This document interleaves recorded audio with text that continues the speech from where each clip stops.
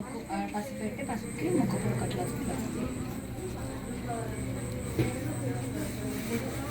తీసుకున్నారా? చూడండి ఫ్రెండ్స్, అమ్మని మనము మన సొంతంగా కూడా ఓపిక ఉంటే అలంకరణ చేసుకోవచ్చు.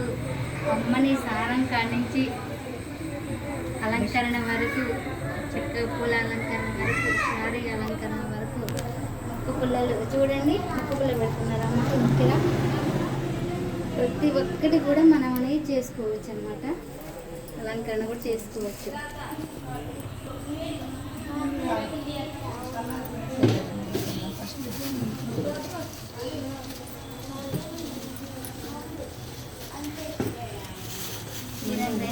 అమ్మకి అలంకరణ కూడా మనం చేసుకోవచ్చు మన చేతులతో. ఇంతటి మహాభాగ్యం కన్నా ఉంటుందా? మన భక్తులకే ఉంటుంది. ఇటు పట్టండి. ఆ బేసిన్లో ఇంకొకటి ఉంది మర్చిపోదండ. ఇవి వేసినట్టుందండి కాదా? ఇదిగో కాదా? అక్క ఈ ఫ్రెష్ ఏనా? అన్ని ఫ్రెష్. లాస్ట్కి తలా కొన్ని చల్లాలా అమ్మవారికి?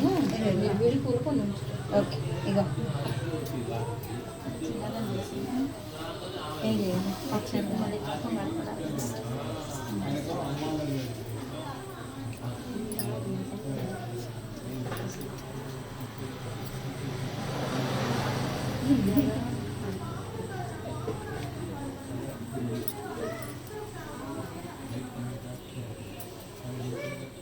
పట్టు చీరలు చక్కగా అమ్మవారికి నిమ్మకాయలు, పూలదండలు, మల్లెపూలు, సువాసభరితమైన అమ్మవారు అసలు స్పర్శ అసలు చాలా అసలు ఏంటి జన్మల నుండే మనకి ఈ మహాభాగ్యం అనేది వస్తుందని కోరుకుంటున్నాను. Anusha, thank you. అమ్మవారికే థ్యాంక్ యూ. అలాగే ఏదో ఒక రూపంలో అమ్మ పిలుస్తుందంట, మనకి తెలియదు కదా.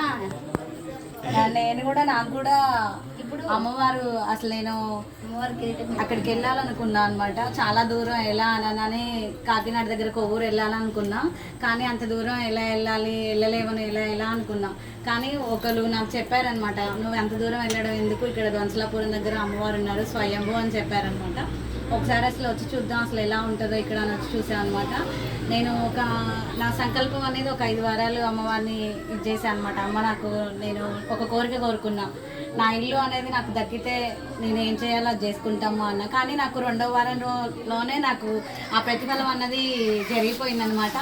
నా ఇల్లు నేను దక్కించుకున్నా, నాకు అమ్మ నేను కోరుకున్న కోరిక నెరవేర్చింది. అంతకన్నా అదృష్టం ఇంకేం లేదు. నాగమన్ అక్కకి కూడా చాలా చాలా చాలా రుణపడి ఉంటాను నేను. చూడండి ఫ్రెండ్స్, అమ్మ అలంకరణ అయితే కంప్లీట్ అయింది.